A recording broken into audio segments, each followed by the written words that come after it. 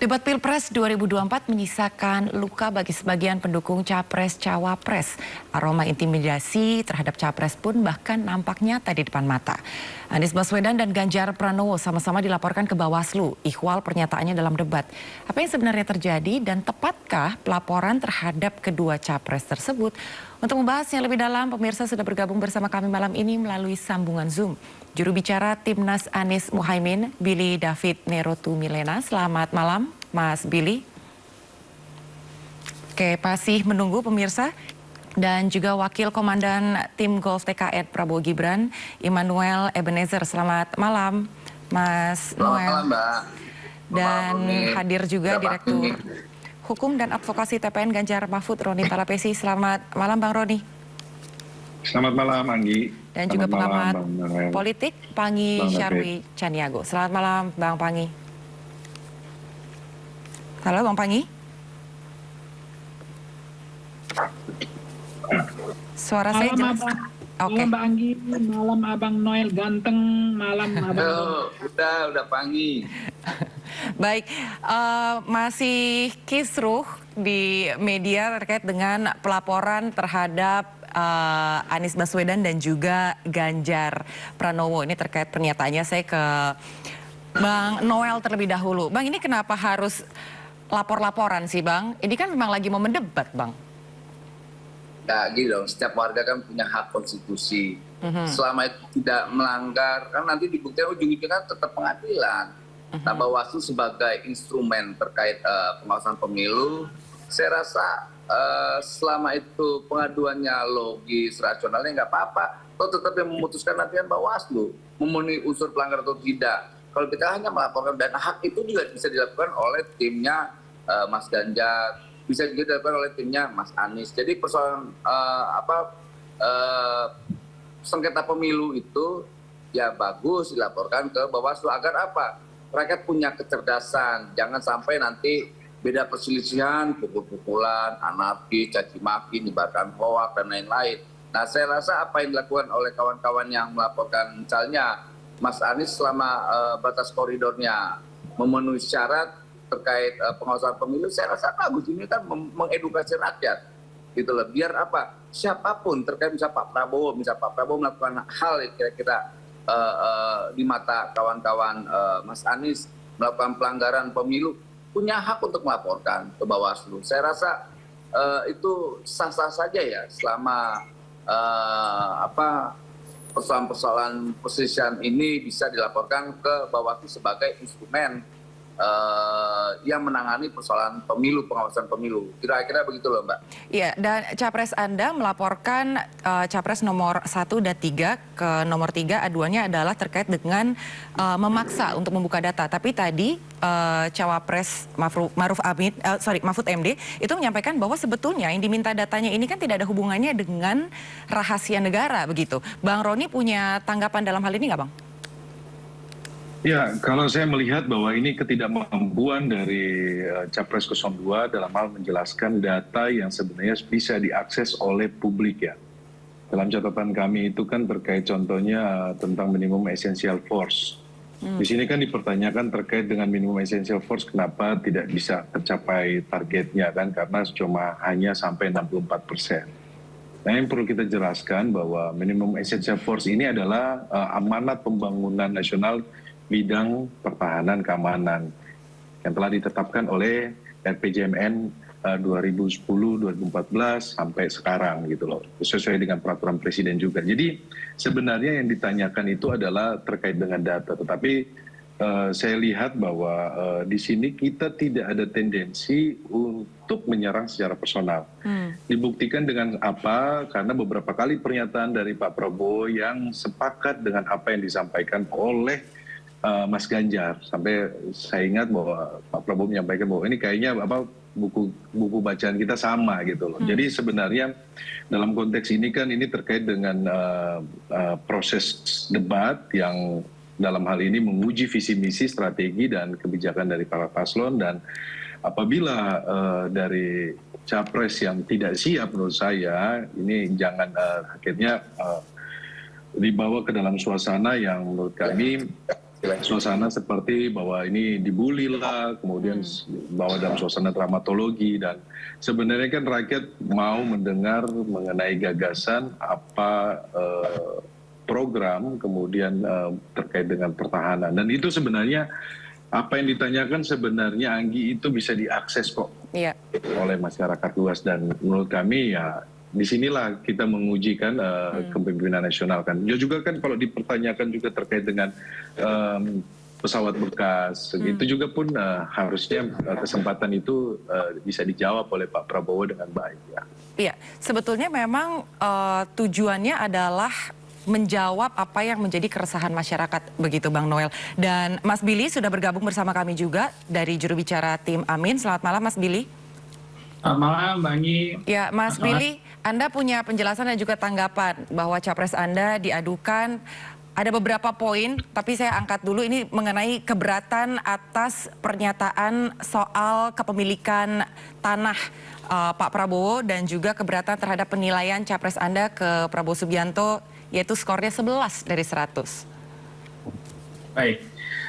Tentu kan semua berdasarkan ketika debat kemarin berlangsung, termasuk 3 poin laporan yang dipermasalahkan, baik 340.000 hektar, 700 T atau angka 11 dari 1.000. Tadi tidak lama sebelum ini saya punya berkesempatan dengan pelapor berdiskusi bahwa ketika ini dilaporkan dengan poin-poin yang dimaksud tadi, yang pertama poin tentang 340.000 hektar. Kemarin justru diralat oleh Pak Prabowo sendiri bahwa lahannya tidak 340, justru 500.000. Bahkan TKN yang lain pun mengomentari kurang dari 340. Itu tentu kan poin yang perlu diluruskan. Dua, misalkan poin juga tentang angka 11 dari 100. Ketika melaporkan dengan angka ukuran yang subjektif ketika debat berlangsung, tentu tidak boleh digunakan standar ganda. Ketika Paslon 03 pun menilai angka 5 dari angka 10. Dan sebenarnya kan itu dinamika yang debat. Dan kita menyayangkan bahwa hari-hari setelah debat ini justru dipenuhi dengan opini tentang kesopanan, opini tentang etika, opini tentang itu. Justru kita kehilangan kesempatan untuk berdiskusi tentang substansi yang kita bahas ketika debat kemarin. Bukan hanya topik tentang angka.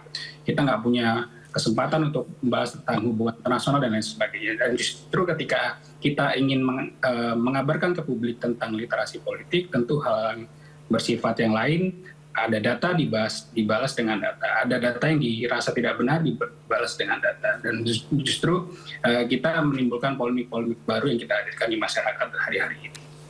Oke, baik. Bang Noel, Anda punya tanggapan?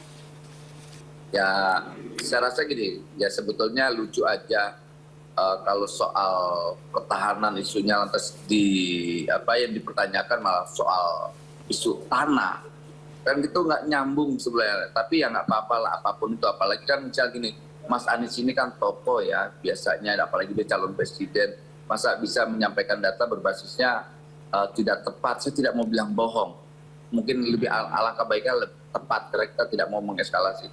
Mungkin itu dari 320, 340 ternyata Pak Prabowo menyampaikan saya mau sekitar kira-kira itu hampir 500.000 hektar, dan itu pun dia akan serahkan untuk negara jika negara membutuhkannya. Misal buat padi silakan katanya, saya nggak tertutup. Dan ingat, itu didapatkan dan itu perusahaan status tanahnya itu HGU, hak guna usaha. Jadi kalau seandainya pun negara ini ingin mengambil tanah itu untuk digunakan pertanian, silakan. Dan itu Pak Prabowo sering menyampaikan. Jadi saya khawatir pernyataan-pernyataan Mas Anies itu yang sebetulnya semua bias dari debat yang harus dilakukan, karena tidak matching antara jabatan Pak Prabowo Menteri Pertahanan dengan pertanyaan soal pertanahan. Nah, itu kan aneh sekali, kok kenapa ditanya soal tanah, harusnya bicara soal pertahanan dong, gitu. Jadi saya rasa pertanyaan dan pernyataannya itu tidak nyambung gitu dengan isu debat yang seharusnya bisa menjadi common isunya. Karena tidak tahu kita jadinya ini mau gimana, tapi ya nggak apa-apa lah. Tapi tetap kami menghormati sikap Mas Anies, begitu juga Mas Ganjar, apalagi kita dikasih poin 11 dari 100, artinya Pak Jokowi itu hanya 1. Kalau Mas Ganjar ya lebih mendingan lah, dari 10 dikasih 5, ya nggak apa-apa. Pak Prabowo kan udah terbiasa direndahkan, dihina, diapain. Walaupun Pak Prabowo kan punya sejarah yang manis ya dengan Mas Anies ya. Dan gimana pun Mas Anies pernah jadi gubernur, itu berkat dari apa yang dilakukan oleh Pak Prabowo. Dia mendukung dengan tiket Gerindranya. Kedua, beliau mengeluarkan duit hasil gadaian tanahnya yang disebut oleh Mas Anies itu sendiri. Kayak gitulah kira-kira, Mbak. Berarti apakah ini sebetulnya ada urusan personal, Bang Noel? Saya nggak tahu. Saya tidak mau menyimpulkan hal Kan kalau itu. tadi dari pernyataannya Bang Noel kan ini sepertinya personal, tapi nggak apa-apa. Nanti Bang Noel saya kasih kesempatan untuk menjelaskan. Kita ke Bang Pangi dulu. Ya. Bang Pangi, tadi kan pertama dari Bang Roni sudah menjawab bahwa yang ditanyakan oleh GP itu data-data yang sebetulnya bisa diakses. Saya sempat mencatat ini berbicara mengenai Global Peace Index, Global Militarization dan lain sebagainya.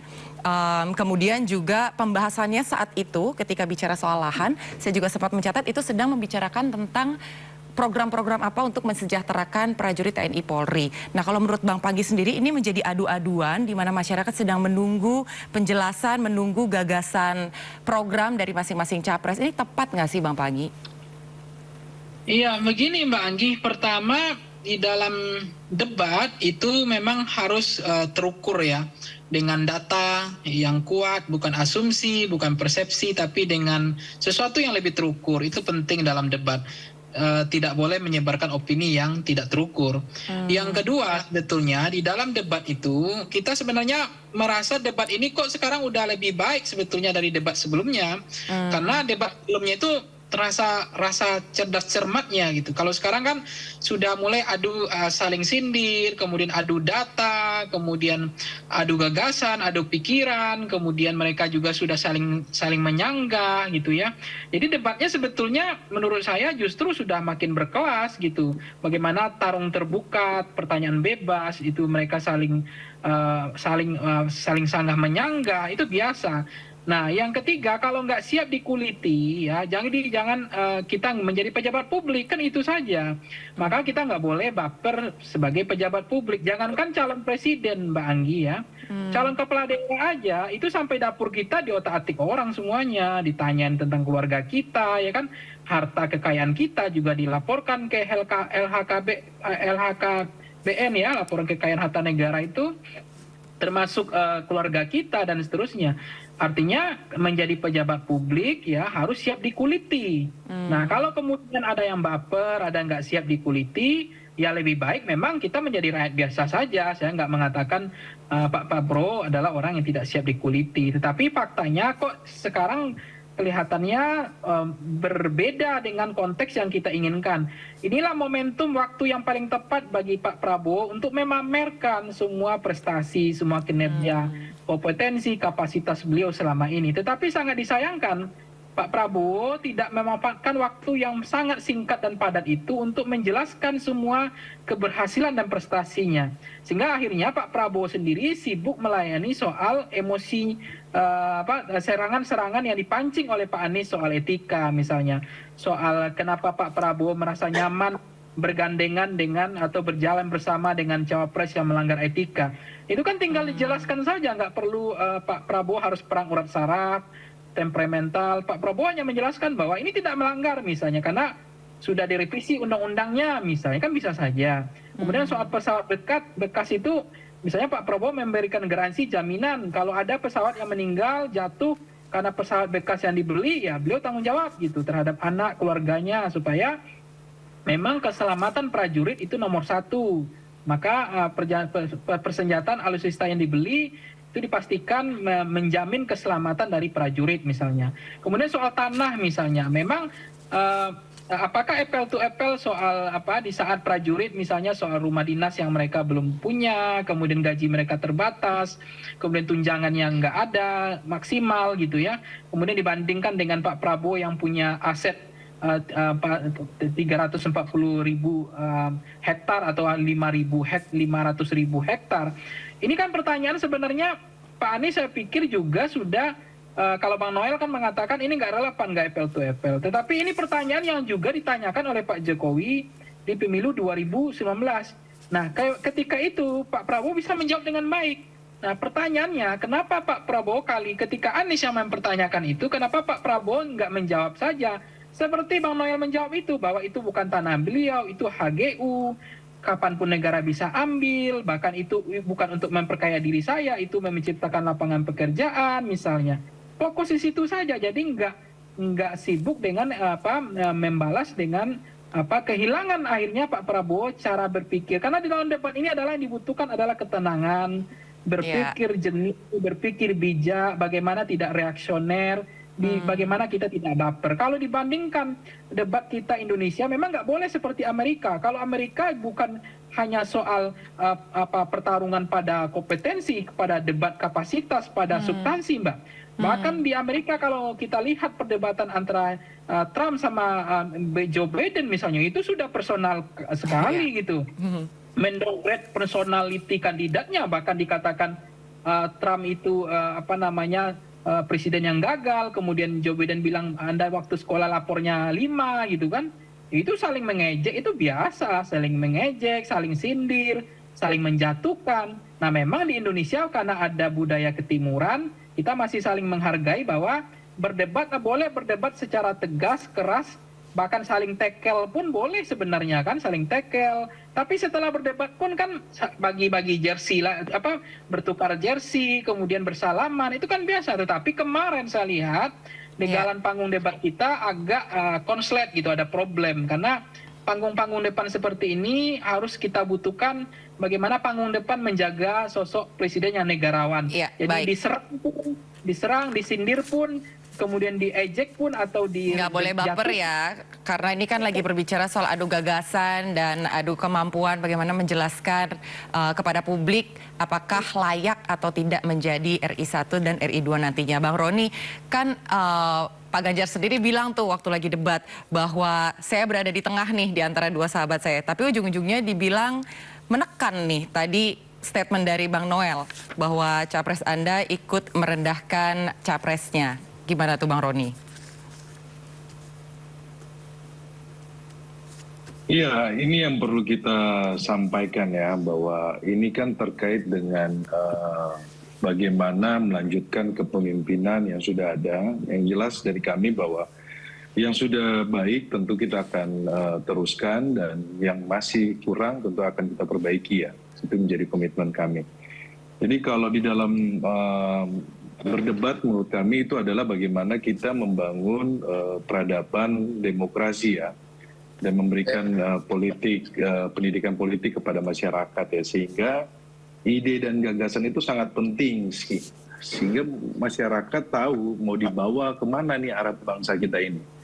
Jadi ketika dipertanyakan tentang kebetulan Pak Prabowo ini kan sedang menjabat sebagai Menteri Pertahanan, ditanyakan dalam posisi sebagai Menteri Pertahanan kemudian tidak bisa menjawab, dan terkesan bahwa beliau juga pun tidak mengetahui data tersebut, padahal data tersebut itu bisa diakses.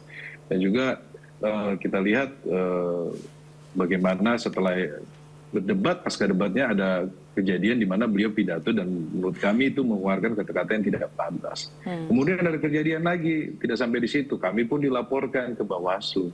Kemudian dalam catatan kami ini tidak hanya di Bawaslu ya, per Januari 2024 ini ada laporan polisi juga oleh masyarakat sipil ya, terkait dengan Aiman Wicaksono, kemudian terkait dengan Ketua Bawaslu yang memutus bersalah pembagian susu di Car Free Day, kemudian juga ada pelaporan terhadap anggota Bawaslu di Kepri terkait dengan pencapotan baliho milik Paslon 02, kemudian ada laporan polisi juga kepada Mas Butet, kemudian juga pun ada kasus komika Aulia Rahman.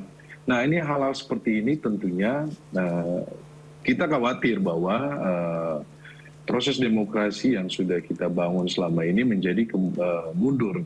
Karena ketika dalam konteks debat saja yang bisa dilihat oleh masyarakat luas juga pun itu dilaporkan gitu loh. Padahal itu kan tentang adu ide gagasan dan dipertanyakan kan, wajar saja lah kalau dipertanyakan.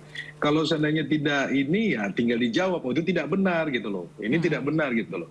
Kalau seandainya Pak Prabowo keberatan dengan pesawat Emirates 2000 yang kemahalan, sampaikan aja, oh itu tidak benar kemahalan. Tetapi kan data yang ada di luar negeri yang dari Reuters menjelaskan bahwa itu pesawat itu sudah lama dan harganya terlalu mahal. Gitu loh. Itu kan sebenarnya itu yang mau didengar oleh publik gitu loh. Pertanggungjawaban Pak Prabowo, di mana pada saat ini kan Pak Prabowo kan sebagai Menteri Pertahanan kan, kemudian beliau juga pun fokus bagaimana di Kementerian Pertahanan dan juga pun ada program tentang dengan food estate. Nah, hal-hal sebenarnya ini kan momen yang baik sebenarnya harusnya Pak Prabowo mampu menjelaskan. Tetapi sayang sekali kami tidak mendapatkan jawaban tersebut, malah kami dilaporkan. Nah, itu dia tuh Bang Noel. Nanti saya juga mau nanya ke Mas Billy. Sebetulnya kan sebagai Menhan, publik tentunya menanti nih Bang, bahwa penjelasan Pak Prabowo dari setiap pertanyaan dua paslon itu bisa menjawab. Tapi sebenarnya responnya justru di luar ekspektasi. Kenapa nih Bang? Apa demam panggung kah? Atau memang kurang siap? Atau bagaimana sih Bang sebenarnya? Yang jelas nggak demam panggung dan juga bukan soal kurang siap. Ya saya rasa logis-logis aja lah ya. Ada pertanyaan-pertanyaan di luar konteksnya, kemudian beliau tidak begitu merespon dengan baik gitu loh. Jadi karena kan dia mau merespon dalam konteks dia sebagai misalnya Menteri Pertahanan, apa kaitannya? Nah, soal pernyataan Jokowi waktu 2000 berapa debat itu, Pak Jokowi menyampaikan soal data. Pak Prabowo punya data, tapi saya tidak mau ketika pemilihan saya melakukan hal itu.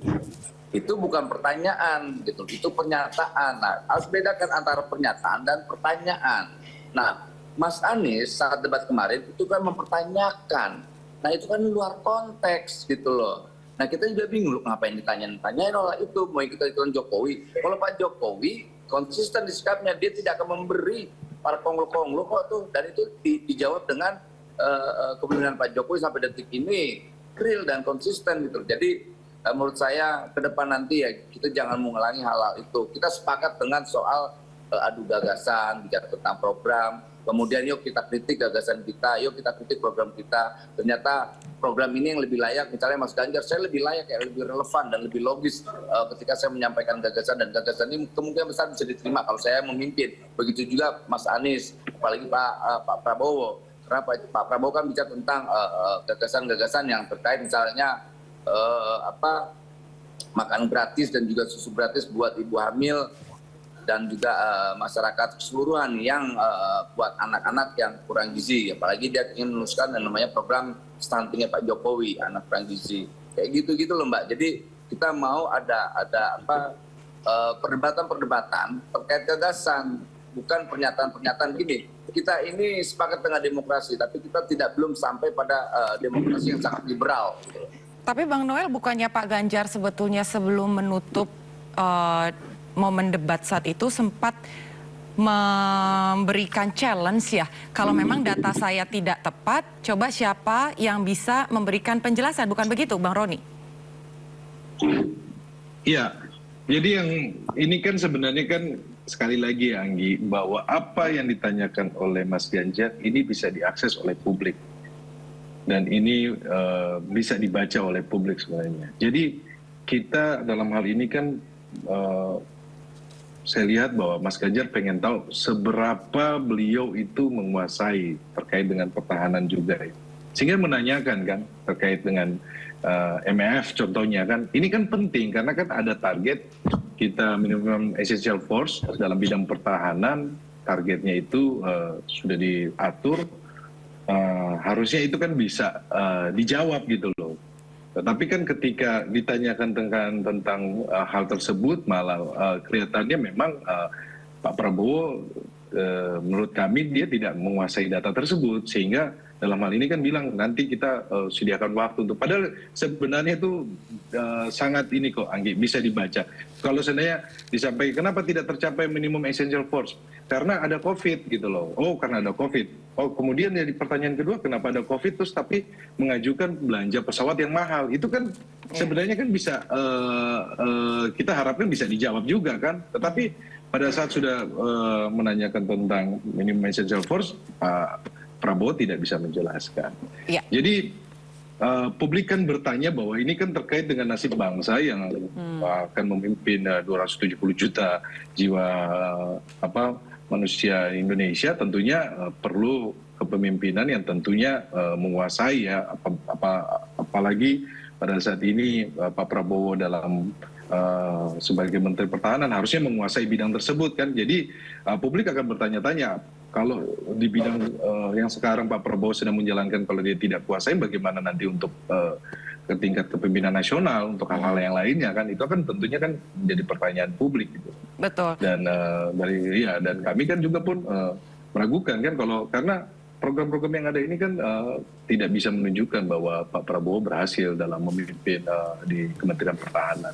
Oke. Dan menurut kami, Ya, dan kalau dari Mas Billy sendiri, Anda punya penjelasan nggak terkait dengan kenapa harus menanyakan kepemilikan tanah Pak Prabowo yang dimana saat itu dianggap tidak sesuai dengan konteks? Nanti bisa dijawab. Kita akan jeda dulu sesaat, pemirsa.